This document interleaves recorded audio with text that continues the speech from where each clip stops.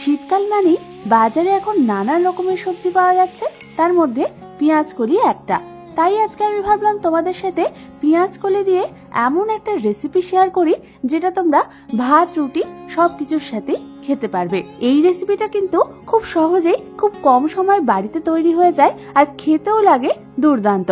তাহলে চলো এটা বানাতে আমাদের কি কি লাগছে সেটা দেখে নিই। আর আমি সুস্মিতা তোমাদেরকে আমার চ্যানেল ইয়ামিজ বাংলাতে স্বাগত জানাই। এই রান্নাটার জন্য আমি এখানে 12 থেকে 15টা মতো পেঁয়াজ কলি নিয়েছি। পেঁয়াজ কলিগুলোকে ভালো মতো ধুয়ে নিয়ে প্রথমেই আমাদের এর মুখের ফুলের দিকটা কেটে নিতে হবে। তারপর আমি পেঁয়াজ কলিগুলোকে 1 ইঞ্চি মতো গ্যাপ দিয়ে দিয়ে ঠিক এরকম লম্বা লম্বা করে কেটে নেব। তোমরা দেখো আমাদের সমস্ত পেঁয়াজ কলিগুলো কিন্তু কাটা হয়ে গেছে। এবার এটাকে সরিয়ে রেখে অন্যদিকে আমি গ্যাস জ্বালিয়ে একটা কড়াই বসিয়ে দিলাম। তারপর ওর মধ্যে আমি দিয়ে দেবো প্রায় 3 টেবিল চামচ পরিমাণ সর্ষের তেল। তেলটা গরম হলে আমি এর মধ্যে ফোড়নের জন্য দেব 1/2 চামচ পরিমাণ কালো জিরে, 1খানা শুকনো লঙ্কা, আর দিয়ে দেব 4 থেকে 5টা থেতো করে নেওয়া রসুন। এবার আমাদের মিডিয়াম ফ্লেমে ফোড়নটাকে কিছুক্ষণের জন্য নাড়াচাড়া করে নিতে হবে। তারপর আমি এর মধ্যে দিয়ে দেব এরকম পাতলা পাতলা আর লম্বা লম্বা করে কেটে নেওয়া 2খানা মিডিয়াম সাইজের আলু। আর আমি দিয়ে দেব ছোট ছোট করে কেটে নেওয়া একটা মিডিয়াম সাইজের অর্ধেকটা ফুলকপি। এরপর এর উপর আমি দিয়ে দেব 1/2 চামচ পরিমাণ নুন আর 1/2 চামচ পরিমাণ হলুদ গুঁড়ো। নুন আর হলুদ গুঁড়োটা দেওয়ার পর আমাদের আলু আর ফুলকপিটাকে ভালো মতো একবার নাড়াচাড়া করে নিতে হবে।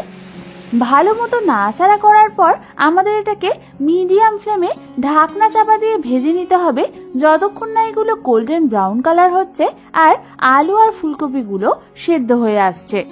আমাদের কিন্তু এই আলু আর ফুলকপি ভাজার সময় মাঝের মধ্যে ঢাকনা খুলে হালকা হাতে একটু নাড়াচাড়া করে নিতে হবে। বেশ কিছুক্ষণ ধরে আলু আর ফুলকপিগুলোকে ভাজার পর তোমরা দেখো আমাদের আলু আর ফুলকপিগুলো হালকা সেদ্ধ হয়ে এসছে আর গোল্ডেন ব্রাউন কালার হয়ে এসছে। ঠিক এই সময় আমি এর মধ্যে দিয়ে দেব একটা মিডিয়াম সাইজের কেটে রাখা টমেটো, কেটে রাখা পেঁয়াজ কলিগুলো, আর দিয়ে দেব একটা মিডিয়াম সাইজের কেটে রাখা পেঁয়াজ, 2খানা চেরা কাঁচা লঙ্কা, 1/2 চামচ পরিমাণ হলুদ গুঁড়ো, আর দিয়ে দেব 1/2 চামচ পরিমাণ কাশ্মীরি লাল লঙ্কার গুঁড়ো। এবার আমাদের সমস্ত কিছুকে একবার হালকা হাতে ভালো করে নাড়াচাড়া করে নিতে হবে। ভালো মতো 2 থেকে 3 মিনিট ধরে মিডিয়াম ফ্লেমে নাড়াচাড়া করার পর আমি এটাকে ঢাকনা চাপা দিয়ে একদম লো ফ্লেমে রেখে দেব প্রায় 4 থেকে 5 মিনিটের জন্য। 4 থেকে 5 মিনিট পর ঢাকনা খুলে তোমরা দেখবে আমাদের পেঁয়াজ কলিগুলো আর টমেটোগুলো নরম হয়ে এসছে। ঠিক এই সময় হালকা হাতে একবার ভালো করে নাড়াচাড়া করে নিতে হবে। আমি কিন্তু এটাতে জল ব্যবহার করব না। তোমরা দেখবে এটা ঠিক এরকম ভাজা ভাজা হালকা মাখো মাখো কনসিস্টেন্সি চলে আসবে। ঠিক এই সময় আমি এর মধ্যে দিয়ে দেব স্বাদ অনুযায়ী নুন আর স্বাদ অনুযায়ী চিনি। নুন আর চিনিটা দেওয়ার পর আরো একবার হালকা হাতে আমাদের সমস্ত কিছু নাড়াচাড়া করে নিতে হবে। ভালো মতো নাড়াচাড়া করার পর সবার শেষে আমি দিয়ে দেব 1 টেবিল চামচ পরিমাণ কুচনো ধনেপাতা।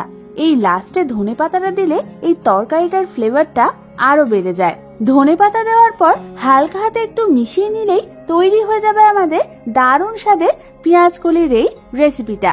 শুধু গরম গরম রুটি কিংবা ভাতের সাথে সার্ভ করার অপেক্ষা। তাহলে এই শীতে পেঁয়াজ কলিটাকে একবার বাড়িতে এইভাবে বানিয়ে দেখো। আশা করি তোমাদের খুবই ভালো লাগবে। রেসিপিটা যদি ভালো লেগে থাকে একটা লাইক করে দিও। আর আমার চ্যানেলটা এখনো সাবস্ক্রাইব করা না থাকলে ঝটপট গিয়ে সাবস্ক্রাইব করে নাও।